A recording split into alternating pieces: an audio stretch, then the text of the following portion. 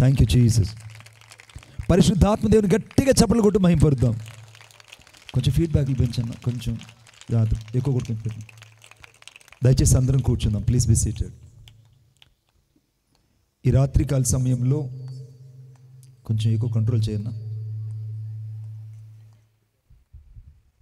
ఈ రాత్రికాల సమయంలో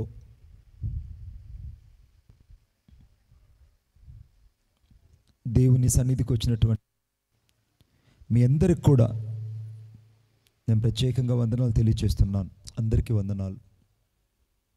ప్రకటన గ్రంథం ఇప్పుడు సమయం సరిగ్గా నా వాచ్లైతే 10:24 అయింది. 10:24 అయింది. నేను సమయాన్ని ఎప్పుడు దృష్టిలో పెట్టుకుంటాను.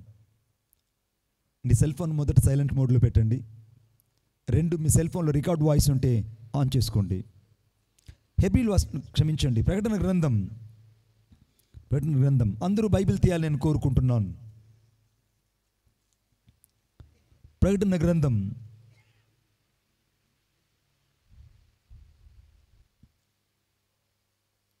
14వ అధ్యాయము 14వ వచనం. మరియు నేను చూడగా ఇదిగో తెల్లని మేఘము కనబడెను. మనుష్య కుమారుని పోలిన ఒకడు మేఘము మీద ఆసీనుడై ఉండెను. ఆయన శిరస్సు మీద సువర్ణ కిరీటమును చేతిలో వాడిగల కొడవలి ఉండెను. అప్పుడు మరి ఒక దూత, చాలండి, ఆయన చేతిలో వాడిగలిగిన కొడవలి ఉండెను. తలలు వంచండి, ప్రార్థన చేసుకుందాం. ప్రేమగల మా తండ్రి, నీకు వందనాలు. ఈ రాత్రి ఈ వాక్యం ద్వారా మాతో మాట్లాడండి. నీ మెల్లనైన స్వరాన్ని వినడానికి సహాయం దయచేయండి. మీ ప్రత్యక్షత మాకు దయచేయమని నజరేయుడైన యేసయ్య శక్తి కలిగిన నామంలో ప్రార్థన చేసి వేడుకొనుచున్నాను తండ్రి, ఆమేన్. ఈ 14వ వచనంలో నేను చూడగా ఇదిగో తెల్లని మేఘము కనబడెను, మనుష్య కుమారుడు పోలిన ఒకడు ఆ మేఘము మీద ఆసీనుడై ఉన్నాడు.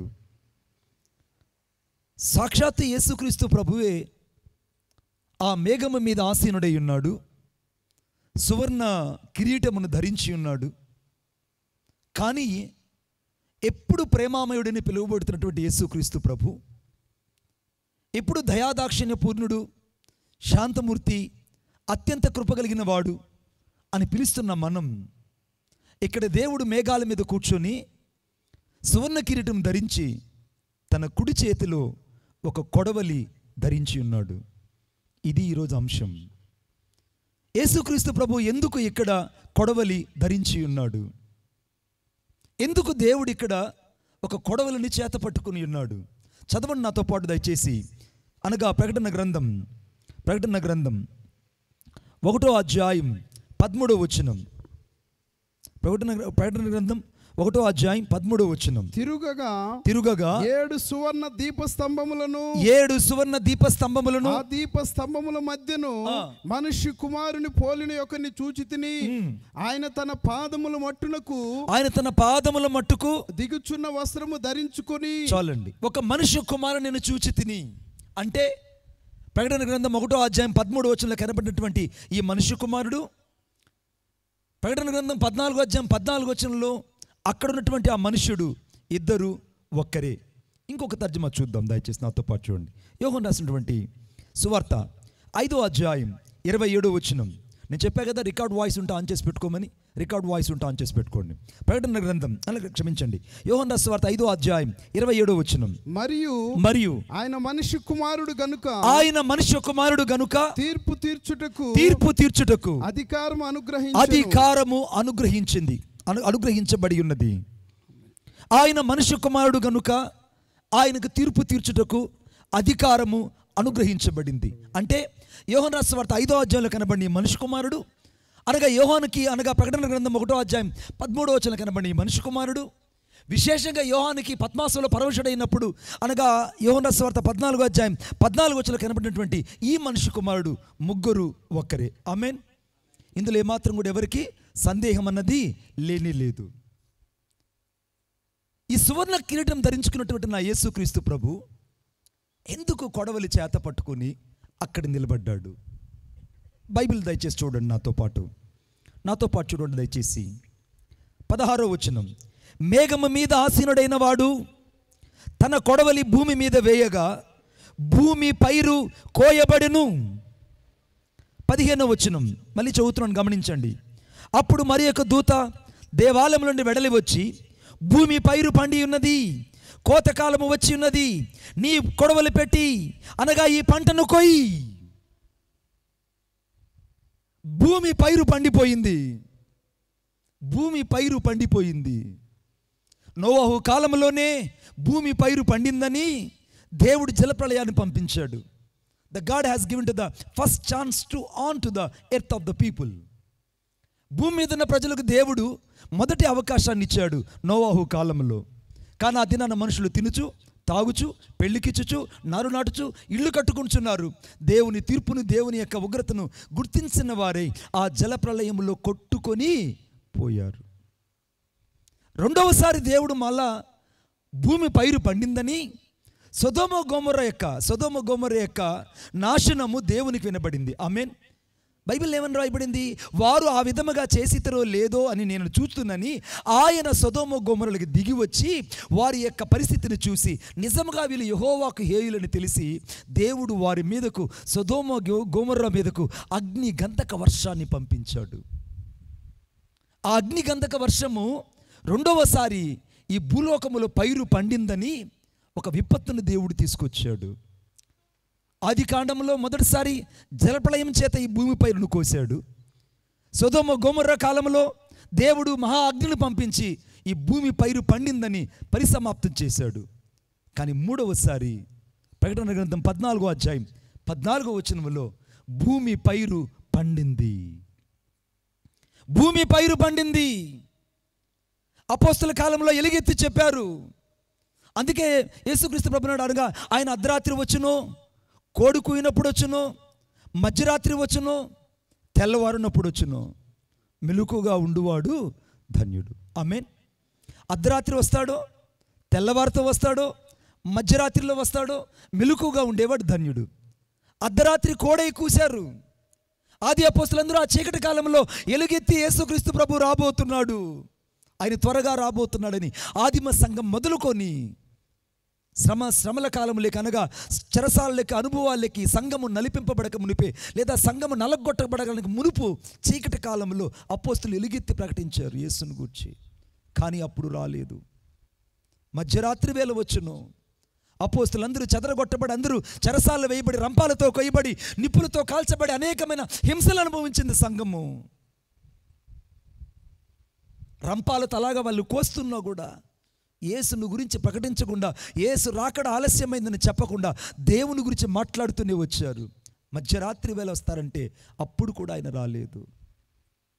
మూడవది తెల్లవారునప్పుడు వచ్చును.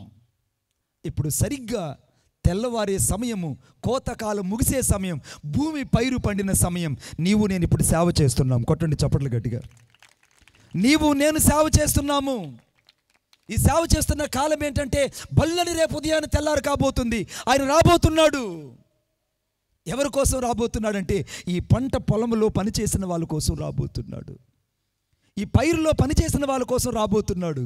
కొంతమంది విత్తనాలు చల్లేవాళ్ళు, కొంతమంది నారు నాటేవాళ్ళు, కొంతమంది మడి దున్నేవాళ్ళు, మరికొంతమంది దుక్కు నూర్చేవాళ్ళు, రకరకాల పనులు, రకరకాల సేవకులు భూలోకంలో చేస్తున్నారు. ఆమేన్. కొంతమంది ఇట్లా కాదండి మణిబాబు గారు, ఇరిగేషన్ టెక్నాలజీ మారింది కాబట్టి ఆర్టిఫిషియల్ టెక్నాలజీతో చేద్దాం, ఏ టెక్నాలజీతో చేద్దామని ఇప్పుడున్న టెక్నాలజీతో కూడా సేవ చేసేవాళ్ళు లేకపోలేదు. అర్థమవుతుందని చెప్తే మీకు బాగా అర్థమవుతుంది అనుకుంటా. ఈరోజు ఆర్టిఫిషియల్తో సేవ చేసేవాళ్ళు ఉన్నారు. టెక్నాలజీ లేకుండా పోతే సేవ జరగదని అంత టెక్నాలజీ మీద నడిపించే వాళ్ళు ఉన్నారు. కానీ మన కాలంలో ఉన్నవాళ్ళు కడుపు చేత పట్టుకొని, పిడికిడి విత్తనాలు పట్టుకొని, భూలోకములో ఏడుస్తూ దేవుని కొరకై విత్తనాలు విత్తుతూ పరిచర్య చేసిన వాళ్ళు కూడా ఇక్కడ లేకపోలేదు. కొట్టండి చప్పట్లు గట్టిగా వారికి, ఇంకా గట్టిగా, చచ్చు చప్పట్లు కాదు. ఇప్పుడు ఎవరెవరు చేసిన పరిచర్య ఎంత పరిసమాప్తం కాబోతుంది. భూమి పైరు పండింది. సంఘానికి ముగింపు దినాలు వచ్చాయి. విశ్వాసిగా ఆఖరి దినాలు వచ్చాయి. సంఘము ఎత్తబడబోతుంది. సంఘము త్వరగా ఎత్తబడబోతుంది. ఇది ఎంత గొప్ప మర్మం అంటే అపోస్తలుడు పౌలు చెప్పాడు, నేను మీకు ఒక మర్మం చెప్తున్నాను. I will say that one secret to you, but it is the very rapture of the church. సంఘం ఎత్తబడుతుంది. నేను చదివాను, నేను ర్యాప్చర్ అనే మాటకి అర్థం ఏంటంటే ద సీస్ ఆఫ్ వే అని రాయబడింది. అంటే సంఘము అలాగ ఉన్న పాటున తీసుకువెళ్ళడం. రెండు ర్యాప్చర్ అనగా ఎత్తబడటానికి ఇంకొక అర్థం ఏంటంటే the capture of the people of holy for the kingdom, అనగా పరిశుద్ధులందరూ క్రీస్తు కొరకు జల్లెడలాగా జల్లించి తన వారిని కొనుక్కోవడము. 3 ర్యాప్చర్ అంటే ఉన్న పాటున ఎత్తబడ్డం. ఇప్పుడు భూమి పైరు పండింది, సేవకుడు చేస్తున్న పరిచర్య అంతా ముగించబడింది, సంఘము పెళ్లి కుమారుడు కొరకు ఎదురు చూస్తుంది. ఇప్పుడు గదిలో ఉన్నటువంటి పెళ్లి కుమార్తె ఎవరి కొరకు ఎదురు చూస్తుందంటే సాక్షాత్ యేసు ప్రభు కొరకు ఎదురు చూస్తుంది. అక్కడేమో దేవదూత చెప్తుంది, భూమి పైరు పండింది, వీళ్ళకి మారు మనసు పొందడం లేదు, వీళ్ళకి దేవుని కొరకు సమయం ఇవ్వడం లేదు, వాక్యం ఎంత బోధించినా అర్థం కావట్లేదు. ఈ ప్రాంతంలో ఎలుగెత్తి దేవుని వాక్యం చెప్తున్న 12,000 మంది చుట్టుపక్కల ప్రజలు ఉన్నారు. 12,000 మంది ప్రజలు ఈ ఊరిలో ఉన్నారు. దాదాపు 2 అంగన్వాడీ స్కూళ్ళు ఉన్నాయి, ఒక హై స్కూల్ ఒకటి ఉంది, 2 ఎలిమెంటరీ స్కూళ్ళు ఉన్నాయి. అర్థమవుతుందా? ఈ ఊర్లో దాదాపు 6 సిమెంట్ రోడ్లు కలిగిన వీధులు ఉన్నాయి. 8 గుళ్ళు ఉన్నాయి ఈ ఊరంతా, 8 గుళ్ళు. చర్చి మాత్రం ఒక్కటే. కానీ రక్షణ లేని ప్రజలు, మారు మనసు లేని ప్రజలు, ఎంత పరిచయం చేసిన దేవుని వాక్యాన్ని హృదయాన్ని ఇవ్వని వాళ్ళు. భూమి పైరు పండింది, నీ కొడవలు పెట్టి కోసేయి. వీడు వినడం లేదు, వీడు కోసేయి. వీడు ఇంకా రక్షించబడ్డం లేదు, వీడు పైరు పండింది కోసేయి. వీడు ఇంకా మారు మనసు పొంది బాప్తిసం తీసుకోవడానికి వాయిదా వేస్తున్నాడు, పైరు పండింది కోసేయి. కొడవలి చేత పట్టుకుని దేవుడు మహోగ్రత కలిగిన నిలబడి భూమి పైరు పండిందని సేవకుడు ద్వారా స్వార్థ అందిస్తుంటే ఇంకా స్వరం ఇవ్వని మనుషులు ఇంకా ఇక్కడ లేకపోలేదు. ఎలుగెత్తి కేకలేస్తున్నటువంటి దేవుని కొడవలి దేవుని చేతికి నువ్వు బలి కాకూడదని ఆయన కనికరమైనటువంటి హస్తాలలో ఈ రాత్రి నువ్వు దీవించబడాలని దేవుడు కోరుకుంటుంటే ఆయన కనికర స్వారూప్యతను కూడా చాలామంది తృణీకరించే వాళ్ళు ఇక్కడ లేకపోలేదు. సేవకుడు పడుతున్న ప్రయాసను, సేవకుడు పడుతున్న కన్నీరును, సేవకుడు పడుతున్న వేదనను అర్థము చేసుకొని అర్ధరహితమైన ప్రజలు ఇక్కడ లేకపోలేదు. నీ పైరు పండింది, నీ పాపం పండింది, నీ దినాలు ముగించబడ్డాయి. కొంతమంది అడుగుతారు, మణిబాబు గారు నేను దశమ భాగం ఇవ్వలేదు, నేను బాగానే ఉన్నాను. లాదు నాకు నవ్వు నేను చెప్తుంటే. నేను దశమ భాగం ఇవ్వలేదు, అయినా చర్చికి వెళ్తున్నాను, నాకు బాగానే ఉంది. నేను పాపం చేస్తూనే ఉన్నాను, చర్చికి వెళ్తున్నాను, అప్పుడప్పుడు వస్తున్నాను పోతున్నాను, యేసు రక్తంతో కడుక్కుంటున్నాను, నేను బాగానే ఉన్నాను. నాకు బలహీనతలు ఉన్నాయి, బలహీనతలు అప్పుడప్పుడు విడుస్తున్నాను, మళ్ళా వస్తున్నాయి. అప్పుడప్పుడు పాత స్నేహితులు కనపడినప్పుడు, పాత చుట్టాలు కనపడినప్పుడు, పాత బంధువులు కనపడినప్పుడు ఆ పాపం నాలోకి వచ్చి వెళ్ళిపోతూ ఉంది అప్పుడప్పుడు. అయినా నేను బాగానే ఉన్నాను. రహస్యంగా పాపం చేస్తూనే ఉన్నాను, నేను చలామణి అయిపోతున్నాను. ఈ రాత్రి చాలామంది అనుకుంటున్నారు దేవుడు చూసి చూడనట్టున్నాడని. ఆయన చేతుల్లో కొడవలి ఉన్నది. సంగమాను గ్రహించాలి, ఆయన చేతుల్లో కొడవలి ఉన్నది. నీ పాపం అనే ప్రతి పైరు పండిపోయింది. నీ జీవిత దినాల్లో పైరు అనేది ప్రతిదీ పండిపోయింది. నీకు ఇవ్వబడిన సమయం కూడా పండిపోయింది. నీకు ఇవ్వబడిన కృపాకాలము ముగిసే సమయం ఆసన్నమైంది. అంతకంటే ఎక్కువగా రేపు ఉదయాన్నే బల్లని తెల్లారే సమయం కూడా ఆసన్నమైపోయింది. గట్టిగా చప్పలు కూడా వేసే గట్టిగా. రేపు ఉదయం కూడా తెల్లారే సమయం వచ్చింది. వాక్యం ఏం చెప్తుందో చూద్దాం, దయచేసి నాతో పాటు చూడండి. భూమి పైరు పండింది, కోతకాలము వచ్చింది, నీ కొడవలు పెట్టి కోయమని గొప్ప స్వరముతో మేఘం మీద ఆసీనుడైన వానితో చెప్పాను. మేఘం మీద ఆసీనుడైన వాడు తన కొడవలి భూమి మీద వేయగా భూమి పైరు కోయబడెను. మత్తయి రాసిన సువార్త 13వ అధ్యాయం, మత్తయి రాసిన సువార్త 13వ అధ్యాయం 39వ వచనం. మత్తయి రాసిన సువార్త 13:39. వాటిని విత్తిన శత్రువు అపవాది కోత యుగాప్తి సమాప్తి, కోత యుగ సమాప్తి, కోత కోయివారు దేవదూతలు, కోత కొయ్యవారు దేవదూతలు, గురుగులు ఎలాగు కూర్చబడి అగ్నిలో కాల్చివేయబడు, అగ్నిలో కాల్చివేయబడ్డాయో అలాగునే యుగ సమాప్తి యందు జరుగును. యుగ సమాప్తి యందు జరుగుతుంది. భూమి పైరు పండింది, యుగము అంతము కాబోతుంది. నువ్వు చూస్తున్న ఈ ఆకాశం, పంచభూతాలు, మిక్కుటమైన వేండ్రముతో లయము కాబోతుంది. చూద్దాం ఆ మాట ఒకసారి. పేతురు రాసినటువంటి పత్రిక, అనగా 2వ పేతురు రాసిన పత్రిక 3వ అధ్యాయం 9వ వచనం. 3వ అధ్యాయం 9వ వచనం. కొందరు ఆలస్యమని ఎంచుకున్నట్లు, నేను చదువుతాను చూడు తల్లి, నువ్వు చిన్నగా చదువుతున్నావు. కొందరు తన దేవుడు రాకడ ఆలస్యమని ఎంచుకున్నట్లు ప్రభు తన వాగ్దానం గురించి ఆలస్యము చేయువాడు కాడు గాని ఎవడును నశింపవలెనని, ఈ రాత్రి ఎవడు నశించకూడదని నిశ్చయింపక అందరూ మారు మనసు పొందాలని కోరుచు మీ ఎడల దీర్ఘ శాంతము కలిగిన వాడై ఇంకా నిన్ను క్షమించి బతికించి ఉంచాడు. కొట్టండి చప్పట్లు వేసే గట్టిగా. ఈ రాత్రి దేవుని దీర్ఘశాంతం అనే పంటలో నేను నిలబడి ఉన్నావు కాబట్టి నిన్ను దేవుడు ఇంకా కొయ్యకుండా వదిలేడు. లేకుంటే ఎప్పుడు నిన్ను కోసి అవతల పడేసి ఉండేవాడు. సేవకునే నన్ను కూడా ఎప్పుడో దేవుడు కోసి అవతల పడేసి ఉండేవాడు. దేవుడు నాకు ఎగ్జంప్షన్ ఇచ్చాడు. God has given to the exemption to the third chance. 3వ అవకాశం నాకు ఇచ్చాడు. నేను చెప్పగలను. మొదటి అవకాశం ఫస్ట్ వేవ్ వచ్చి వెళ్ళిపోయింది, తప్పించుకున్నారు జనాలు. 2వ అవకాశము సెకండ్ వేవ్ వచ్చింది, అయినా చాలామంది సేవకులు మహిమలోకి వెళ్ళిపోయారు. వాళ్ళ ధన్యులు. వాళ్ళ పరిచర్య ముగించబడింది, గనులుగా వెళ్ళిపోయారు. ఉన్నవాళ్ళు మేము బతికామనుకుంటున్నారు. నాలంటాడు ఏమనుకుంటాడంటే, నేను సెకండ్ వేలో బతికిపోయేదాన్ని. సెకండ్ వేలో నేను బతికిపోలేదు అయ్యారు. సెకండ్ వేలో నేను బతకలేదు. చావలసిన నన్ను, నా ప్రికాషన్స్ కానీ, నేను తీసుకున్న శానిటేషన్ కానీ, నేను వేసుకున్న మాస్క్ నన్ను నిన్ను బతికించలేదు. కేవలం ఈ రాత్రి అయినా సంపూర్ణంగా సేవ చేస్తావని నమ్మి నీకు దేవుడు నూకలు పెట్టి రాత్రి బతికించి మాట్లాడింపచేస్తున్నాడు. It is the third chance has over to in your life. సేవకుడు పైరు కూడా పండిపోయింది, సంఘం పైరు పండిపోయింది, లోకం పైరు పండిపోయింది. ఈ కోత కాలమే యుగ సమాప్తి. సంఘం ఎలా ఉందో ఆలోచించి చూడాలి. ఈ రాత్రి ఇక్కడ గోధుమలు ఉన్నాయి, గురుగులు ఇక్కడ ఉన్నాయి. ఈ రాత్రి ఇక్కడ గోధుమలు ఉన్నాయి, గురుగులు ఉన్నాయి. సేవకుల్లో సంపూర్తిగా క్రీస్తుని పోలు నడిచే సేవకులు ఉన్నారు. క్రీస్తుని ప్రతిబింబించడానికి ఇష్టపడిన సేవకులు ఉన్నారు. ఇంకా క్రీస్తుని అర్థం చేసుకోకుండా సేవ చేసి నిరర్ధకమైపోయిన వాళ్ళు కూడా లేకపోలేదు. దుష్టుడు చేసిన పని, దుష్టుడు విత్తే విత్తనాలు ఎలా ఉన్నాయంటే అవి కేవలము గోధుమలు, గురుగులు రెండు ఒకటిగా ఏపుగా ఎదుగుతున్నాయి. ఎదగని దశంభాగం ఇవ్వనోడు సంఘానికి రాని, దశంభాగం ఇచ్చేవాడు రాని, బాప్తీసం తీసుకున్నోడు రాని, బాప్తీసం తీసుకోకుండా వాయిదా వేస్తూ పాపాన్ని చేస్తూ ఇంకా పాపంలో చలాయిస్తూ ఇంకా బలవంతుడు నేను భక్తిపరుడు అనుకునేవాడిని అనుకొని వాడు పైరు పండే రోజు ఒకటి వస్తుంది. పైరు పండే రోజు ఒకటి వస్తుంది. ఆ రోజు ఆయన కొడవలు పెట్టి కోస్తే అక్కడికి మిగిలడు. Even though me also మిగిలను. నీలో శత్రువు నాటిన గురుగులు ఏమన్నా ఉంటే ఈ రాత్రి పరిశీలించుకోవాలి. కొడవలు ఆయన చేతుల్లో ఉన్నాయి.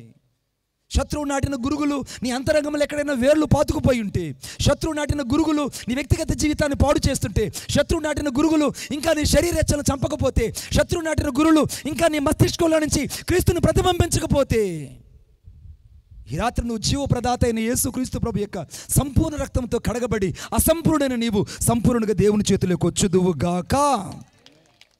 ఈ రాత్రి నువ్వు దేవుని చేతిలోకి రావాలని దేవుడు కోరుకుంటున్నాడు. ఇవ్వగలవా నీ జీవితాన్ని? శత్రువు నాటిన గురుగుల్ని పెకిలించుకోగలవా? అందుకే మత్తయి 13:14 రాయబడింది, నా తండ్రి చేత నాటబడిని వాటిని, అనగా నా తండ్రి చేత నాటబడిన వాటిని పెకిలించి పడేసేయాలి లోపల నుంచి. తండ్రి చేత నాటబడినవి కొన్ని నీలో ఉన్నాయి, తండ్రి చేత నాటబడనివి కొన్ని నీలో ఉన్నాయి. వాటిని పెకిలించకపోతే కొడవలి పెట్టి నిన్ను కొయ్యాల్సి వస్తుంది దేవుడు. ఆ రోజు నిన్ను ఎవరు తప్పించలేరు. గోధుమలు గురుగులు రెండు ఎదుగుతున్నాయి. భక్తిపరుడు భక్తిహీనుడు ఎదుగుతున్నాడు, నీతిమంతుడు ఎదుగుతున్నాడు, సిద్ధపడిన వారు ఎదుగుతున్నారు, సిద్ధం లేని వారు ఎదుగుతున్నారు. సంఘము రెండు ఎదుగుతున్నాయి ఏపుగా. సంఘంలో ప్రజలు పెరిగిపోతున్నారు, అనేక మంది క్రైస్తవులు అవుతున్నారు. కానీ గురుగులు ఎన్ని ఉన్నాయో తెలియదు. ఈ రాత్రి ఇక్కడ గురుగులు ఉంటే అవి పెకిలించబడి చెత్త కుప్పలు, అనగా అవి కాల్చబడే చోట్ల వెళ్ళి వాటిని కాల్చేస్తారట. గోధుమలుంటే వాటిని దుల్లగొట్టి కొట్టుకు చేరుస్తాడు. ఆరని అగ్నితో పొట్టు కాలుస్తాడు. గోధుమలు కూడా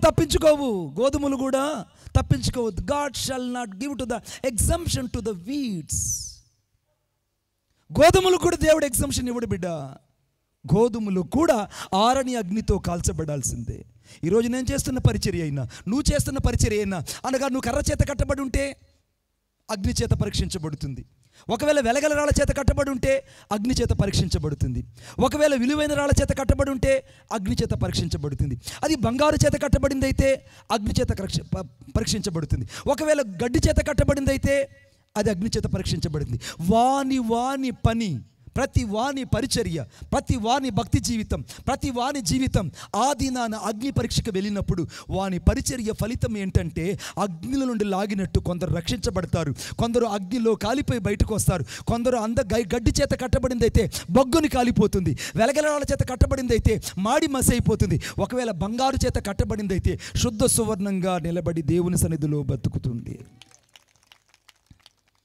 పైరు పండింది, నువ్వు ఎక్కడో ఆలోచిస్తున్నావు, కోతకాలం సమీపంగా ఉంది. శాతానుడు ఎందుకు సంఘాలలో అనగా ప్రకటన గ్రంథం గురించి చెప్పకుండా ఆపాడో తెలుసా? సంఘాన్ని ఎందుకు జోకొడుతున్నాడో తెలుసా? సంఘమా నువ్వు ఎత్తబడతావు, సంఘమా నువ్వు ఇక నిద్రపోతే లాభం లేదు, త్వరగా పెళ్లి కుమారుడు రాబోతున్నాడు, అంతఃపురంలో నువ్వు పెళ్లి కుమార్తె వెళ్ళాలి. అందుకే ఏవేలు గ్రంథం 2వ అధ్యాయం రాయబడింది, పెళ్లి కుమారుడు అంతఃపురములో నుండి రావలను, పెళ్లి కుమార్తె గదిలో నుండి సిద్ధపడవలను. పెళ్లి కుమార్తె ఇప్పుడు గదిలో నుంచి ఎదుర్కోవాలి. సంఘము 4 పక్కలు ఇప్పుడు సిద్ధపరచబడుతుంది. నిజంగా ఈ రాత్రి పరిశుద్ధాత్మ దేవుడు నిన్ను ఒక ప్రశ్న వేయనిమ్ము. నిన్ను ఇంకా ఎందుకు దేవుడు పెకిలించలేదు, ఇంకా ఎందుకు దీనికి సంపూర్ణమైన అవకాశం ఇస్తున్నాడంటే ఈ రాత్రైనా నువ్వు మారు మనసు పొందుతావని, ఈ రాత్రైనా నువ్వు పశ్చాత్తాపడతావని, ఈ రాత్రైనా సంపూర్తిగా యేసుకుని హృదయాన్ని ఇస్తావని, ఈ రాత్రైనా మారు మనసు పొందుతావని, ఈ రాత్రైనా తండ్రి చేత నాటబడిని కొన్ని మొక్కలు నీలోంచి పెకిలించి వేసుకుంటావని. దేవుని తీక్షణమైన కోపమనే ఆ కొడవల చేతిలో బలి కాకూడదని ఈ రాత్రిని బతికించి ఆయన నీకు మరలా సువార్తని వినిపింపజేస్తున్నాడు. కొట్టండి చప్పట్లు గట్టిగా. ఈ రాత్రి దేవుని సువార్త నీ కొరకు, ఈ క్షమాభిక్ష నీ కొరకు, ఈ క్షమాభిక్ష నీ కొరకు. అందుకే అందరూ ఆయన ఎవరు నశింపవాలని నిశ్చయింపక అందరూ అంతటా మారు మనసు పొందవలనని ఆయన దీర్ఘశాంతము కలిగిన వాడై ఉన్నాడు. రాత్రి దేవుని దీర్ఘశాంతం అనే పంటలో నువ్వు నేనున్నావురా బిడ్డ. నేను ఇంకా సేవ చేస్తున్నానంటే ఇది నా గొప్పతనం కానే కాదు. I did the many mistakes before the Lord, but He knows my secret of the sins. But He has given to the some exemption to me. ఇంకా నీకు నాకు దేవుడు అవకాశం ఇస్తున్నాడంటే ఈ రాత్రైనా నీ బుద్ధిహీనతను కాస్త సరి చేసుకుంటావని, నీ భక్తిని కాస్త మార్చుకుంటావని, నీ స్థితిగతులు సరి చేసుకుంటావని ఈ రాత్రి దేవుడు మరలా నిన్ను హెచ్చరించి నిన్ను కృపా గడియలకు తీసుకొచ్చి నిలబెడుతున్నాడు. ఆమేన్ చెప్పండి గట్టిగా, ఇంకొకసారి చెప్పండి. ఇప్పుడు భూమి మీద దేవుని కొడవలి వేయబడింది. సేవకుని అనుకుంటున్నాడు కొడవలి ఇప్పుడు దేవుని చేతిలో లేదయ్యా, కొడవలి భూమి మీద వేయబడి ఉన్నది. భూమి మీద కొడవలి వేయబడి ఉన్నది. నన్ను నిన్ను ఎవరిని వదిలిపెట్టదు. మన ఇంట్లో వాడే కత్తికి, ఇది కత్తి కొన్న యజమానుడని కత్తికి ఏమన్నా తెలుసా అయ్యగారు? మనం కొనుక్కొస్తుంటాం అప్పుడప్పుడు, మనం తీసుకొస్తుంటాం కదా లాదరు, అప్పుడప్పుడు వెళ్ళి మన ఊర్లో తీసుకొస్తాం కదా. ఆ కత్తులకి మనమే కొనుక్కొస్తాం, ఒక 100 రూపాయలు 200 పెట్టి కొనుక్కొస్తాం. ఆ కత్తికి ఇది మా అన్న కొన్నాడు, జెరిమియా కొన్నాడు నన్నని, నిన్ను కొయ్యను నాయన నేను, నీ బిడ్డను కొయ్యను, నీ భార్యను కొయ్యనని ఆ కత్తి చెప్తుందా? నువ్వు నన్ను వెలబెట్టుకున్నావు, నిన్ను కొయ్యనురా నాయన, నేను ఊరోళ్ళందరూ నేను తెగ నరుకుతాను, నిన్ను మాత్రం నేను తెగ నరకనని ఆ కత్తి నీకు ఎగ్జంప్షన్ ఇస్తుందా? చెప్పండి, ఇస్తుందండి? ఇవ్వదు. ఎందుకు ఇవ్వదు? దాని పేరేం పేరు? ఖడ్గం. దాని పేరేం పేరు? కత్తి. అందుకే వాక్యం రాయబడి హెబ్రీయుల పత్రిక 4వ అధ్యాయం 12వ వచనంలో, అనగా దేవుని యొక్క వాక్యం 2 తగిలిన ఖడ్గము, అది ప్రాణములను ఆత్మలను శరీరం మట్టుకు దూరుచు మూలుగుల మట్టుకు విభజిస్తూ అది లోపలికి వెళ్ళి క్రియ చేస్తుంది, ప్రతివాడిని తెగ నరుకుతుంది. బోధిస్తున్న నన్ను తెగ నరుకుతుంది, వింటున్న నిన్ను తెగ నరుకుతుంది. కత్తిలా ఎత్తే మొదట ఎవరికి తగులుతుందంటే ముందు నాకు తగిలి మళ్ళీ నీకు తగులుతుంది. ఆమేన్. ఇది ఈ రాత్రి దేవుని పైరు పంటను కోసే బాధ్యత దేవుడు నీకు నాకు ఇస్తే, భూమి పైరు పండిందని దేవుని వాక్యం చెప్తుంటే, కోతకాలం సమీపించింది, దేవదూతలు వచ్చి ఇప్పుడు కోత కోయిపోతున్నారని వాక్యం చెప్తుంటే, ఇంకా గురుగులుగా ఉంటే వాటి పరిస్థితి ఏంటి? నీ సేవే ఒక గురుగైతే, ఒకవేళ నువ్వు చేస్తున్న పరిచర్యే గడ్డి చేత కట్టబడింది అయితే, ఒకవేళ నువ్వు చేస్తున్న పరిచర్యే వెలగల రాళ్ళ చేత కట్టబడింది అయితే, ఒకవేళ నువ్వు చేస్తున్న పరిచర్యే చాలాసార్లు మట్టితో కిలిమితో చేయబడింది అయితే, నా పరిస్థితి ఏంటి? ఒకరోజు నేను చెన్నై పట్టణానికి వెళ్ళాను. ఆ చెన్నై పట్టణంలో నన్ను అనుకోకుండా ఆ రోజు బ్రదర్ మిమ్మల్ని కుళాయిలు, ఆ రోజులో ఇత్తల కుళాయిలు ఉన్నాయి కదా అన్నయ్య, ఇత్తల కుళాయిలు ఉన్నాయి కదా, ఇత్తల కుళాయిలు ఫ్యాక్టరీకి తీసుకెళ్తాను రండి మణిబాబు గారు అని చెప్పి తీసుకెళ్లారు. అక్కడ కొంతమంది స్టాఫ్ పనిచేస్తున్నారు, వాళ్ళు తీసుకెళ్లారు. నేను ఆ యొక్క ఇతర కుళాయిలు పనిచేసేటువంటి ఆ యొక్క ఫ్యాక్టరీలోకి వెళ్ళాను. నాకు పెద్ద షూస్ ఇచ్చారు, ఆ షూ వేసుకున్నాను. నన్ను తీసుకువెళ్తుంటే ఆ యొక్క పెద్ద ద్రావం లాగా వస్తుంది, దాని అచ్చుల్లో పొయ్యబడుతుంది. ఆ కుళాయిలన్నీ సిద్ధమవుతున్నాయి, అన్నీ ప్రిపేర్ అవుతున్నాయి. ఆ ప్రిపేర్ అయిన కుళాయిలన్నీ వచ్చి ఒక పెద్ద యాసిడ్ తొట్టులో పడిపోతున్నాయి. ఆ యాసిడ్ తొట్టులో పడిపోయిన ప్రతి కుళాయి బగ కాలిపోతుంది, బగ కాలిపోతుంది. నేను అడిగాను అతన్ని, ఏమండి కుళాయిలన్నీ సిద్ధం చేశారు, వాటికన్నీ మరలున్నాయి, లోపలన్నా శుద్ధం చేశారు, అంతా బాగుంది, కానీ వాటిని తీసుకెళ్ళి ఎందుకు ఆ యాసిడ్లో వేస్తున్నారు? యాసిడ్లో ఎందుకు వేయాలి వాటిల్ని అని అంటే అతను అన్నాడు, మణిబాబు గారు ఈ కుళాయిలన్నీ మేము సిద్ధం చేసిన తరువాత ఇవి తీసుకెళ్ళి మేము యాసిడ్లో వేయకుండా అలాగనే ప్యాక్ చేసి టెస్టెడ్ ఓకే అని పంపించేసామనుకో, వాళ్ళు ఎళ్ళల్లి బిగించుకోగానే ఆ ఇనప ముక్కలు ఇనప చువ్వలు లోపల అలాగే ఉంటాయి. అవి నీళ్ళల్లో నుంచి బయటకు వచ్చి తాగిన వాడు అక్కడికక్కడికే చస్తాడు. చిన్న చిన్న ఇనప ముక్కలు శరీరంలోకి వెళ్ళిపోతాయి. ఆమెను చెప్పండి గట్టిగా, ఆ తమ్ముడు లేపండి ఒకసారి. ఇనుప ముక్కలు చిన్న చిన్న ముక్కలు, చిన్న చిన్న ఇనుప ముక్కలు లోపలికి వెళ్ళిపోతాయి. అవి వెళ్ళిపోయిన తరువాత ఎలా ఉంటుందంటే పరిస్థితి, శరీరం అంతా పాడైపోతుంది. ఎప్పుడైతే ఈ కుళాయిలన్నీ ఆ యాసిడ్లో పరీక్షించబడతాయో ఆ లోపల దాగి ఉన్న ఇనుప చువ్వలన్నీ కూడా కరిగిపోయి శుద్ధ సువర్ణంగా ఈ కుళాయిలు ఏర్పడతాయి. కొట్టండి చప్పట్లు గట్టిగా. నిన్ను నన్ను దేవుడు ఎందుకు ఈ శోధన కాలంలో పరీక్షిస్తున్నాడు? నన్ను దేవుడు ఎందుకు శ్రమల కొలిములో పరీక్షిస్తున్నాడు? నన్ను దేవుడు ఎందుకు అనేక సార్లు ఈ శ్రమల పుటములో పరీక్షించబడుతున్నాడంటే నీ నుండి నా నుండి శుద్ధమైన జలాలు సంఘాలకు అందించాలని, శుద్ధమైన జలాలు ప్రజలకు అందించాలని. ఈ రాత్రి సేవ కూడా నువ్వు బాధపడుతుంటే భయపడొద్దు. ఒకవేళ నువ్వు శోధించబడుతూ ఇబ్బంది పడుతూ ఆర్థికంగా కుమిలిపోతుంటే అనేక పరిస్థితుల్లో ముందుకు వెళ్ళలేకపోతే ఈ రాత్రి నువ్వు దిగులు పడద్దు. నువ్వు అనేకులకు దాహార్తిని తీర్చడానికి దేవుడే స్వయంగా నిన్ను నన్ను పరీక్షిస్తున్నాడు. ఇప్పుడు నీవు నేను పరీక్షా కాలంలో ఉన్నాం, నీవు నేను కోత కోసే కాలంలో ఉన్నాం, నీవు నేను సమకూర్చే కాలంలో ఉన్నాం, నీవు నేను పరీక్షించబడి శోధించబడి పుటము వేయబడే సమయంలో ఉన్నాం. ఒక రోజున మనం బయటకు రాబోతున్నాం, శుద్ధ జలాలు ప్రజలకు అందించబోతున్నాం. రూనామా షాదా రాలాబా రికా బాబా, శుద్ధమైన జలాలు నీ నుండి దేవుడు అందించబోతున్నాడు. ఆ లోపల దాగిన ఇనుప చువ్వలు, లోపల దాగిన చిన్న చిన్న ముక్కలు, లోపల దాగిన చిన్న చిన్నటువంటి మేకులు సైతం కరిగిపోవాలని నిన్ను నన్ను శోధనలు గుండా నడిపింపిస్తున్నాడు. భయపడుకు. ఈ శోధనలు చావడానికి కాదు, ఈ శోధనల గుండా వెళ్తున్న నా పరిచర్య శుద్ధ సువర్ణమై అగ్ని పరీక్షగా నిలబడి ఆ సమయమున మెప్పు పొందడానికే ప్రభువు మనల్ని బతికించి సేవ చేయించబోతున్నాడు. కొట్టండి చప్పట్లు గట్టిగా. మెప్పు పొంది సేవ చేయడానికి, మెప్పు పొంది సేవ చేయడానికి.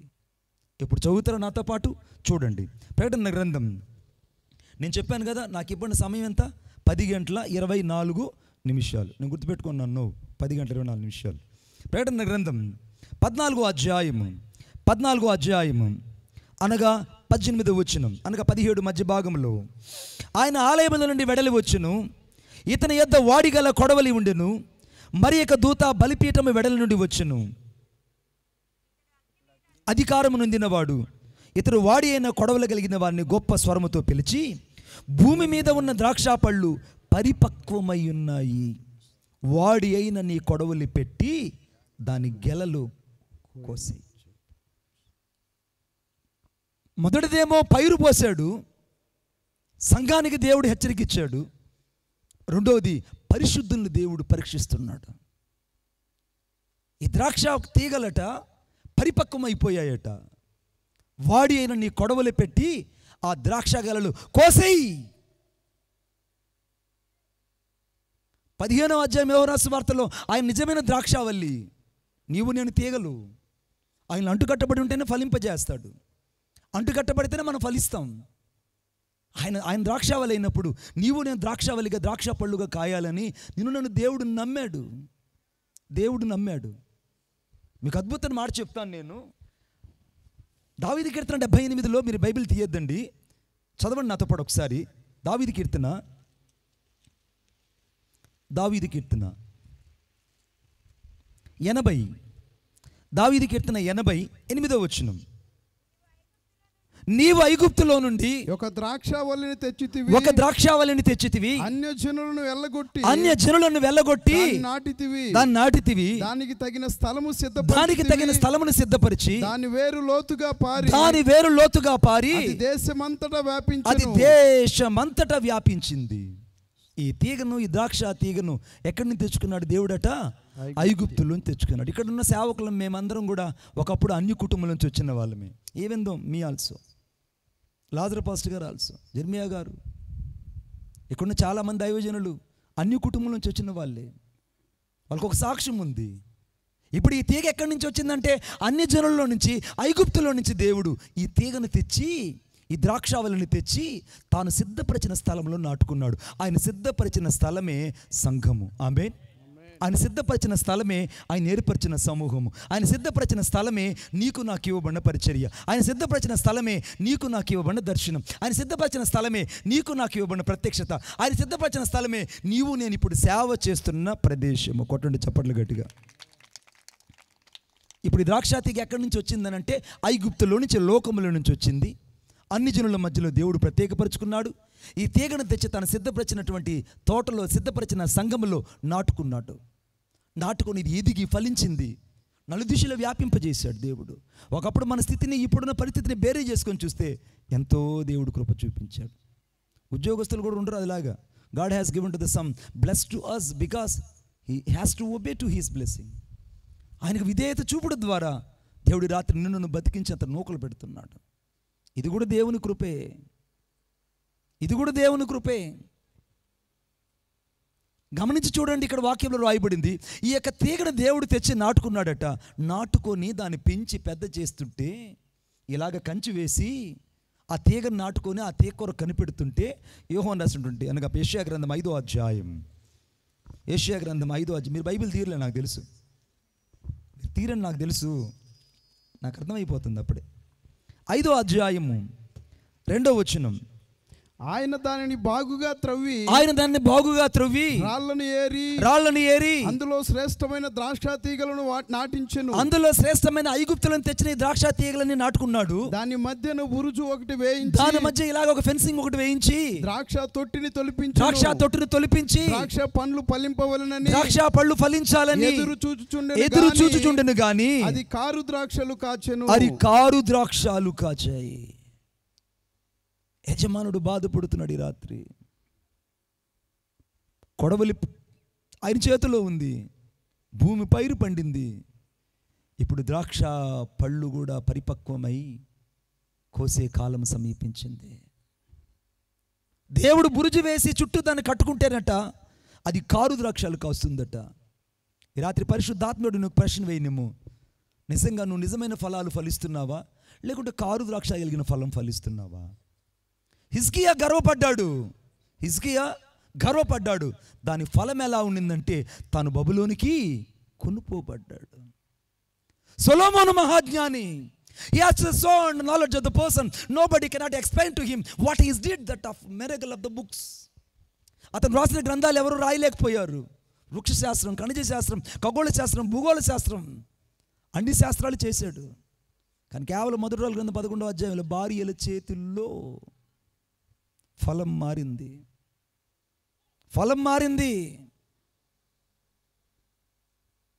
మీకు అద్భుతమైన మాట చెప్తాను నేను.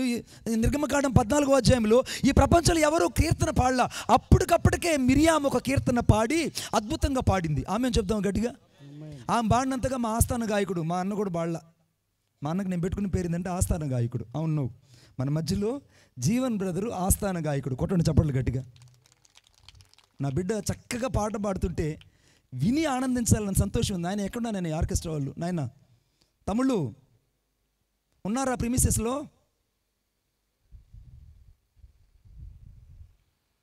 గమనించి చూడండి, ఈ వాక్యంలో రాయబడిన సంఘటన ఏంటంటే కారు ద్రాక్షాలు కాయడానికి కారణం ఏంటి? ఇప్పుడు పరిశీలించుకుందామా మనం ఒకసారి. నిజంగా నా సంఘంలో నా సేవకుడు నన్ను నమ్మి ఎక్కడో అన్ని కుటుంబాలు రక్షించుకొని నా సంఘంలో నన్ను కట్టుకుంటే, నా సంఘంలో నన్ను పెంచితే ఆ సంఘ కాపరిని నువ్వు పట్టించుకో. నీ సేవకుడు ఆకలి దప్పులతో ఊరంతా తిరుగుతుంటే నువ్వు మాత్రం 10 మందికి అన్నం పెడుతుంటాడు. వీడు 10 మందికి అన్నం పెడుతుంటాడు. లాజరు వీడు సామాన్యుడు కాదు. వీడు 10 మందికి అన్నం పెడతాడు. సంఘంలో సేవకుడు మాత్రం దశమ భాగం ఇవ్వడు. ఊరందరి దగ్గర డాబులు వేపుకుంటాడు. సంఘంలో మాత్రం దేవుని కొరకే పరిచయం చేయడానికి ముందుకు రాడు. 10 మంది వీడిని గుర్తించాలని 10 మంది దగ్గర పరిగెత్తుకొని పోతాడు. సంఘ కార్యక్రమాల్లో పాల్గొనడు. వీడు తెచ్చింది ఐగుప్తులోంచి తెచ్చి నాటుకుంటే శ్రేష్టమైన ద్రాక్ష పళ్ళు ఫలిస్తాడని దేవుడు ఎదురు చూస్తే కారు ద్రాక్షాలు కాసే మనుషులు లేకపోలేదు సంఘంలో. ఆ పైరులు ఏ రీతికైతే గోధుమలు చేరాయో, గోధుమల మధ్యలో గురుగులు చేరాయో, ఈ ద్రాక్ష పళ్ళల్లో కూడా కారు ద్రాక్షలు వచ్చి రాత్రి చేరకపోలేదు. సేవకుడు బాధపడుతున్నాడు నీ వల్ల. సంఘం నొచ్చుకుంటుంది. దేవుని ఆత్మ దుఃఖపోతుంది. ఈ రాత్రి నువ్వు దశమ భాగం ఇవ్వని వ్యక్తివా, దశమ భాగం ఇవ్వు. ఈ రాత్రి మారు మనసు పొందిన వ్యక్తివా, మారు మనసు పొందు. ఈ రాత్రి పశ్చాత్తాపడిన వ్యక్తివా, పశ్చాత్తాపడు. ఈ రాత్రి సేవకుని మీ తిరుగుబాటు చేసే వ్యక్తివా, నీ తిరుగుబాటును మానుకో. ఇంకా సేవకుని విమర్శించే వ్యక్తివా, నీ విమర్శను ఆపేసేయి. ఇంకా సేవకుని అర్థం చేసుకోకుండా చాలాసార్లు నిరర్థకం చేసి మాట్లాడుతున్నావా, నీ నోటికి పరిశుద్ధమైన తాళం వేయి. చస్తావు నెత్తురుగక్కొని, చస్తావు. హిజ్కియా గర్వపడ్డాడు, తప్పించుకోలేకపోయాడు. సొలొమోను గర్వపడ్డాడు, తప్పించుకోలేకపోయాడు. చివరికి మిరియాము కొత్త కీర్తన పాడి అక్కడ ఆపే యాస్తాను గాయకుడు వల్ల. కొత్త కీర్తన రాసి పాడినటువంటి ఆ మహాతల్లి సంఖ్యాకాండం 12వ అధ్యాయంలో హిమము కంటే ఘోరమైన కుష్టును ఫలంగా పొందింది. He shall not be escape from this place. ఆమె కూడా తప్పించుకోలేకపోయింది. కారు ద్రాక్షలు కాసిన ప్రతి ఒక్కడు తప్పించుకోలేకపోయాడు. ఆమెన్. కారు ద్రాక్షలు కాసిన ప్రతి ఒక్కడు తప్పించుకోలేకపోయాడు. ఈ రాత్రి నువ్వు తప్పించుకోగలవా? దేవుని చేతిలో తీక్షణమనే కోపమనే కొడవలి దాగి ఉంది. ఆ కొడవలి పెట్టి నిన్ను కోస్తే ఎవ్వరు ఇక్కడ బతకరు. ఏ సేవకుడు మిగలడు.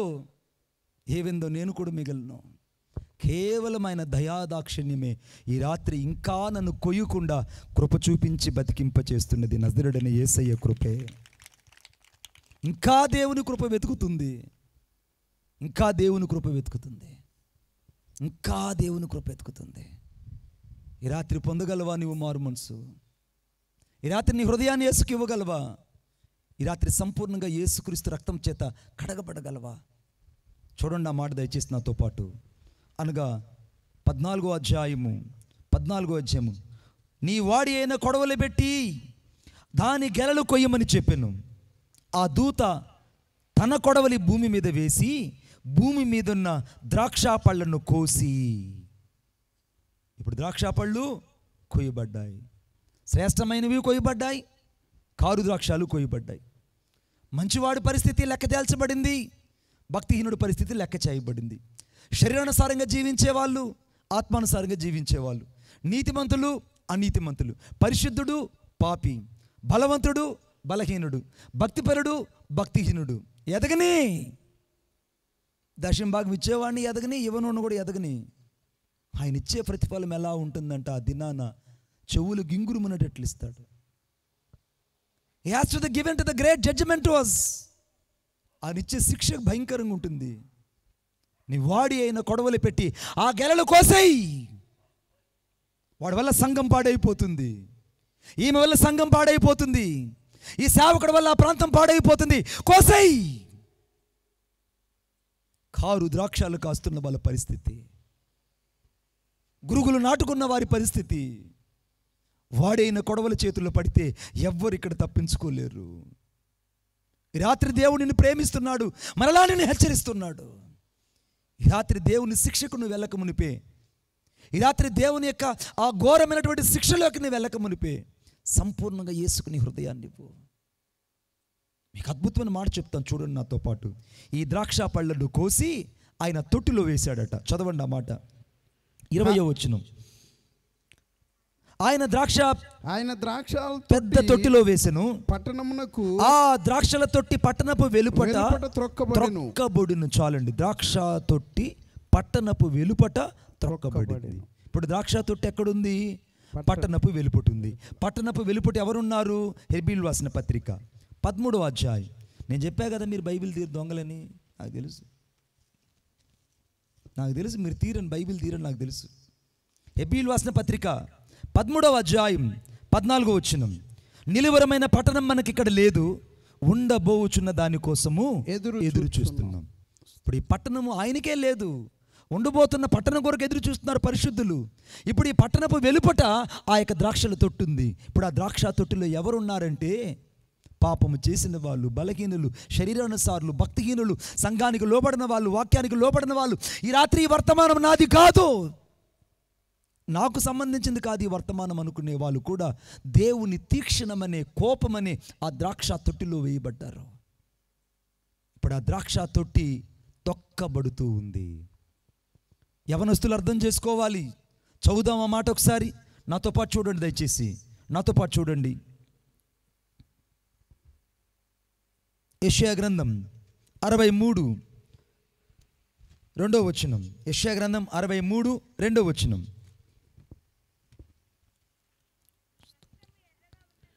గట్టి చదువుతా. నీ వస్త్రము ఎర్రగా ఉన్నదేమి, నీ బట్టలు ద్రాక్ష గానుగును త్రొక్కుచుండు వాని బట్టవలే ఉన్నవేమి, ఒంటరిగా ద్రాక్ష గానుగును త్రొక్కి తిని, ఒంటరిగా ద్రాక్ష గానుగును నేను తొక్కాను, జనములలో ఎవడును నాతో కూడా ఉండలేదు, జనములలో ఎవడు నాతో పాటు ఆ దినాన లేడు, కోపగించుకొని వారిని త్రొక్కి తిని, నేను వారిని త్రొక్కి తిని, రౌద్రము చేత వారిని అనగద్రొక్కి తిని. రౌద్రము చేత ద్రాక్ష తొట్టిలో ఉన్న శరీరానుసారులను, విగ్రహారాధికులను, విశేషంగా భక్తిహీనులను, మారు మనసు పొందిన వాళ్ళను దేవుడు తొక్కినప్పుడు వారి రక్తము ఎగజిమ్మి ఆయన బట్టల మీద పడి చిందింది. ఇప్పుడు ఆయన వస్త్రాలు ఎలా ఉన్నాయంటే ఎర్రగా అయిపోయి ఉన్నాయి. ఒక ఆయన అడుగుతున్నాడు, అయ్యా నీ వస్త్రాలు ఎర్రగున్నాయి ఏంటి? ఒకప్పుడు తెల్లని వస్త్రాలు ధరించుకున్న నీవు అద్భుతమైనటువంటి తెల్లని వస్త్రాలు ధరించుకొని ప్రేమాస్వరూపుడని, ఆయన కృపామయుడని, జాలి కలిగిన వాడని అందరూ నీ గురించి చెప్తుంటే ఈరోజు రక్తవర్ణ శోభితుడే ఎందుకు నిలబడ్డావయ్యానంటే ఆ ద్రాక్ష తొట్టిలో ఉన్న అన్యులు నేను తొక్కాను, ఆ ద్రాక్ష తొట్టులో ఉన్న మనుషులు నేను తొక్కాను. సంఘానికి లోబడిన వాళ్ళు, క్రీస్తుకు హృదయాన్ని ఇవ్వని వాళ్ళు తొక్కినప్పుడు వాళ్ళ రక్తము ఎగజిమ్మి ఆయన వస్త్రాల మీద పడిందట. యవనసుడా, నిన్ను దేవుడు ద్రాక్ష తొట్టులో వేసి తొక్కకు మునిపే. సంఘమా, దేవుడు ఇంకా నువ్వు మారు మనసు పొందకపోతే ఆ తీక్షణమనే ద్రాక్ష తొట్టులోకి వెళ్ళి నువ్వు తొక్కబడక మునిపే ఈ రాత్రి యేసును అర్థం చేసుకోగలవా? యేసుకు సంపూర్తిగా నీ హృదయాన్ని ఇవ్వగలవా? నాతో పాటు చదవండి ఆ మాటను ఒకసారి, దయచేసి నాతో పాటు చదవండి ఒకసారి. అనగా ఇర్మియా గ్రంథం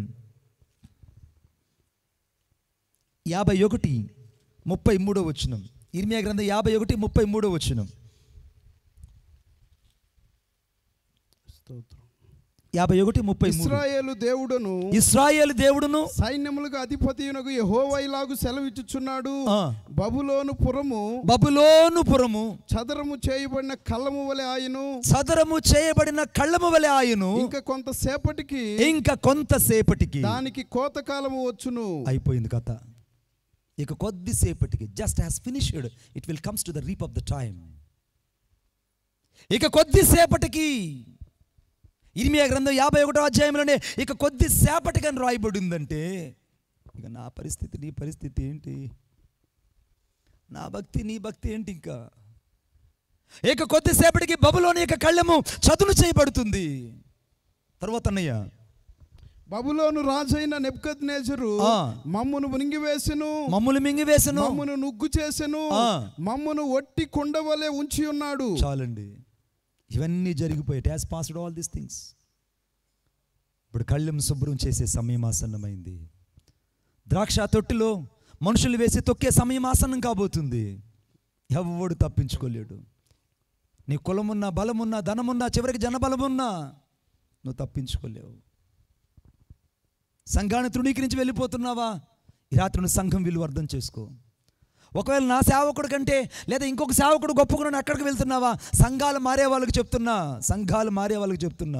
నువ్వు సంఘాలు మారు. నువ్వు ఎక్కడి నుంచి ఎత్తబడతావో నీకు మాత్రం అడ్రస్సు ఉండనే ఉండదు. ఆధార్ కార్డులు 2 దగ్గరలు మార్చి చూడు, లాస్ట్కి నీ బతికేమవుతుందో. నేను చెప్తున్న ప్రాక్టికల్గా చేసి చూడండి ఒకసారి. ఆధార్ కార్డు, నేను ఎర్రబల్లో ఒక ఆధార్ కార్డు పెట్టుకుంటా, సాయిపేటలో ఒక ఆధార్ కార్డు పెట్టుకుంటా, 2 జల్తాయి అన్నయ్య? చెప్పండి అన్నయ్య. ఒకసారి చెప్పండి వాళ్ళు గట్టిగా అర్థమయ్యేటట్టు. చల్లవు చల్లవు చల్లవు అని చెప్పండి.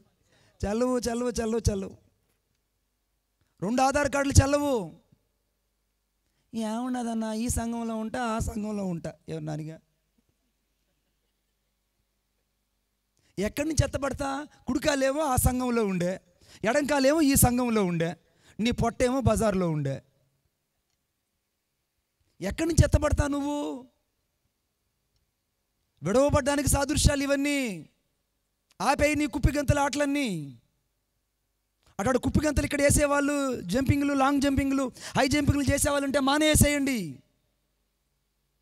ఎక్కడ నువ్వు స్థిరపడ్డావో, ఏ సంఘంలో రక్షించబడ్డావో అక్కడ క్రీస్తు యొక్క ఆత్మను కలిగి నీ సేవకునికి విధేయత చూపించి వెళ్ళు. కొట్టండి చప్పట్లు గట్టిగా. నీ సేవకునికి లోపడు. దేవుడిని తీక్షణమైన తొట్టులు వేసి ఒక్కొక్క మునిపే ఈ రాత్రి సంపూర్తిగా వేసుకుని హృదయాన్ని చదవండి ఇప్పుడు నాతో పాటు. ప్రకటన గ్రంథం 14వ అధ్యాయం 20 వచ్చిన మధ్య భాగంలో, ఆ ద్రాక్ష తొట్టి పట్టణపు వెలుపట త్రొక్కబడెను.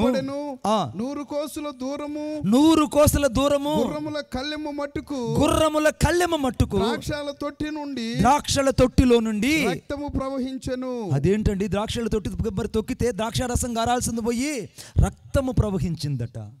ఆ రక్తం ఎవరిదంటే మారు మనసు పొందని వారిది. సంఘంలో 2 భిన్నమైసలు కలిగిన వారికి, ద్వంద్వ వైఖరి కలిగిన వాళ్ళకి, సేవకుని అర్థం చేసుకున్న వాడికి, మారు మనసు పొందిన వాడికి, ఇంకా యేసు నన్ను ఏమీ చేయలేడు, ఆయన నన్ను చూసి కూడా ఎగ్జామ్షన్ ఇస్తాడు అనుకునే వాళ్ళకి డిస్కౌంట్లు ఎంతకాలం ఇస్తారు? కందుకూలు డిస్కౌంట్ ఇస్తుంటారు అప్పుడప్పుడు. ఎప్పుడు ఇస్తుంటారు లాదరన్న? పండక్కి, పబ్బాలకి, సంక్రాంతికి, ఉగాదికి ఇస్తారు. ఇప్పుడు పోయి డిస్కౌంట్ అడుగు, నువ్వు ఇస్తారా వాళ్ళు? ఏ ఊరు నీదని అడుగుతారు లేదా? నేను విప్పగంట వచ్చిందానంటే అట్టే ఉండిపోమని ముఖం కూడా అంటారు వాళ్ళు. పండగకు వచ్చి అడిగితే డిస్కౌంట్ ఇస్తారు, కానీ పండగలను అయిపోయిన తర్వాత డిస్కౌంట్ అడిగితే ఎవడుతాడు నీకు? కృపాకాలం ఉండగానే అడుక్కుంటే దేవుడిని క్షమిస్తాడు, కానీ కృపాకాలం ముగిసిపడిన తర్వాత, వాక్యం ముగించబడిన తర్వాత, క్షమాపణ పరిశాపతాప్తమైన తర్వాత, క్రీస్తు రక్తం చేత సంఘం కడగబడి ఎత్తబడిన తర్వాత నువ్వు ఎన్నిసార్లు గోజాడినా, ఎన్ని ప్రసంగాలు విన్నా, చివరకు నువ్వే వచ్చి చర్చిలో కూర్చుని రోధించిన పరిశుద్ధాత్మదేవుడు సంఘముతో కూడా ఎత్తబడినందున ఆ దినాన్ని రక్షించేవాడు ఎవడు ఇక్కడ ఉండడు. ఇప్పుడు గుర్రముల యొక్క కళ్ళెమ మట్టుకు 100 కోసులు మట్టుకొని రాయబడింది. అంతే నాకు బైబిల్లో ఏం రాయబడింది అన్న? అక్కడ 100 కోసుల దూరం అని రాయబడింది. 100 కోసుల దూరం. ఇంగ్లీష్ బైబిల్లో నేను చదివితే ఆశ్చర్యపడిపోయా. 100 కోసులు అనే మాటకి ఇంగ్లీష్లో ఏమని రాయబడిందంటే 200 miles. 200 miles. It's called to the 100 course. ఈ 100 కోసులు అనేటువంటి మాట ఆ రోజుల్లో ఆదిమ హీబ్రూ నుంచి తర్జుమా చేయబడింది. ఈ తర్జుమాకు అర్థం ఏంటంటే సరిగ్గా 200 మైళ్ళు గుర్రముల కళ్ళెం మట్టుకు అనంటే, ఐగుప్తు దేశం గుర్రాలు ఎంత ఎత్తున్నాయి? 5 అడుగులు ఎత్తున్నాయి. కళ్ళెం ఎంతవరకు ఉంటుంది? మీరు మాట్లాడన్నా నాకు భయం వేస్తున్నది. ఎంతవరకు ఉంటుంది అమ్మ గుర్రం కళ్ళెం ఎంతవరకు ఉంటుందమ్మా? మీ ఊర్లో గుర్రాలు ఉన్నాయా? నోటి వరకు కాదన్నా, 4 అడుగులు ఎత్తు వరకు ఉంటుంది. ఆమెన్. నోటి వరకు అంటే గుర్రం నోరు ఎంతవరకు ఉంటుంది? భూమికి గుర్రం నోటికి కళ్ళనికి ఎంత ఉంటుంది? 4 ఫీట్స్ ఉంటుంది. ఐగుప్తు దేశంలో గుర్రాలు ఎంత ఎత్తుంటాయి? 5 అడుగులు ఎత్తుంటాయి. కళ్ళెం మటుకు 4 అడుగులు ఎత్తుంటుంది. ఇప్పుడు ఈ తొక్కబడిన రక్తం అంతా కూడా 200 మైళ్ళు 4 అడుగులు ఎత్తు కలిగి ఒక నదిలాగా ప్రవహిస్తుందిరా బాబు.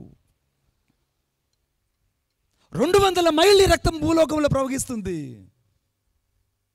ఇప్పుడెట్ట కృష్ణా నది ప్రవహిస్తుందో, గోదావరి నది ప్రవహిస్తుందో, డెల్టా ప్రాంతాలకు పరిగిస్తుందో, ఆ రీతిగా ఈ యొక్క నశించిపోతున్న వ్యక్తులకు సువార్త అందించినప్పుడు సువార్త నమ్మనందున దేవుని యొక్క తీక్షణమైన ద్రాక్ష తొట్టులో తొక్కబడిన తర్వాత 200 మైళ్ళు 4 అడుగులు ఎత్తు చొప్పున వాళ్ళ రక్తము ఏరులై పారుతుంది. ఆ రక్తము ఏరులై పారుతుంది. దేవుని తీక్షణమనే కొడవలి చేతికి వెళ్తావో, దేవుని తీక్షణమనే యొక్క గానుగు త్రొట్టులో అనగా వేయబడి త్రొక్కబడతావో, ఎక్కడ సంపూర్తిగా రాత్రి యేసయ్య రక్తంతో కడగబడతావో నీ చేతిలోనే ఉంది. భూమి పైరు పండింది, నీ కొడవలి పెట్టి కోసేయి. ద్రాక్ష పైరు పండింది, నువ్వు కొడవలి పెట్టి వాటి గెలలు కోసేయి. ఈ రాత్రి ముగింపు కాలం వచ్చింది. అంత్యకాలంలో ఉన్నాం. అందుకే ఏవేల గ్రంథం 2వ అధ్యాయం రాయబడింది, అంత్యకాలమందు నేను సర్వజనుల మీద నా ఆత్మను కుమ్మరించెదను. ఇంగ్లీష్లో రాయబడింది, these are the days of the finals, I will be pour out my spirit all my flesh. సర్వ శరీరాల మీద దేవుని ఆత్మ కుమ్మరిస్తానని దేవుని వాక్యం చెప్తుంటే, ఈ రాత్రి నువ్వు దేవుని ఆత్మకు విధేయత చూపించకపోతే నువ్వు సంపూర్తిగా రక్షించబడకుండా మారు మనసు పొందకుండా వెళ్ళిపోతే ఆ 400 అడుగుల ఎత్తు చొప్పున 200 మైళ్ళు పరిగెత్తే రక్తంలో నీ రక్తం ఉంటుందిరా అయ్యా ఆ రోజు. ఆ గుర్రముల కళ్ళ మెట్టుకు పరిగెత్తే రక్తపు నదిలో నీ రక్తం కలుస్తుంది. దేవుని తీక్షణమైనటువంటి ఆ తొట్టెలో నువ్వు తొక్కబడక మునిపే, నువ్వు గురుగుల్లాగా వెళ్ళి ఆ కొట్టులో కాల్చబేయబడక మునిపే ఈ రాత్రి యేసుకు నీ హృదయం ఇవ్వాలి. లేచి నిలబడదాం. ఇప్పుడు నీ టైం చూడండి ఒకసారి, టైం చూడండి ఒకసారి. 11:15 నిమిషాలు. ఎన్ని నిమిషాలు అయింది మొత్తం? 24 ఇదొక 15 ఎంత అయిందన్నా? 39 నిమిషాలు. లేచి నిలబడదాం.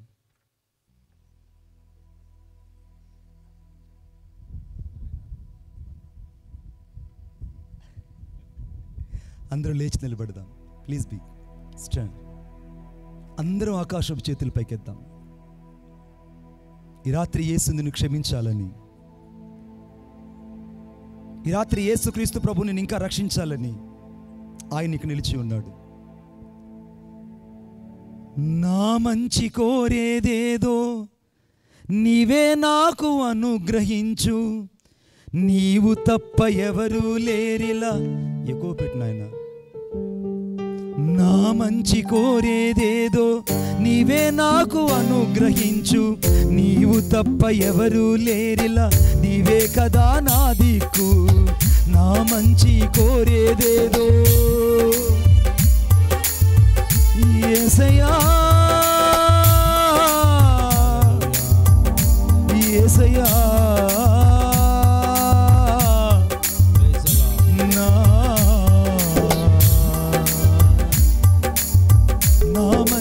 కోరేదేదో నీవే నాకు అనుగ్రహించు, నీవు తప్ప ఎవరు లేరిలా, నీవే కదా నా దిక్కు.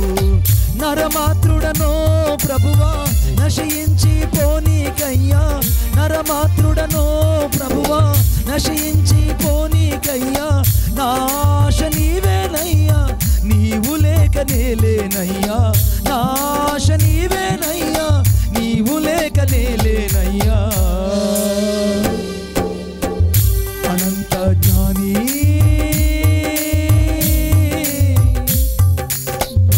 అనంత జ్ఞాని,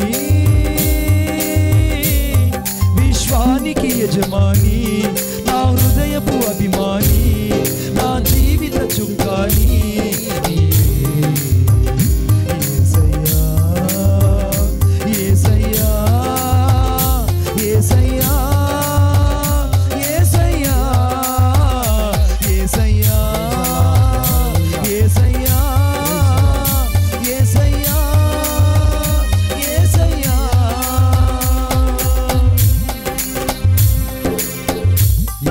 రక్షించబడాలి.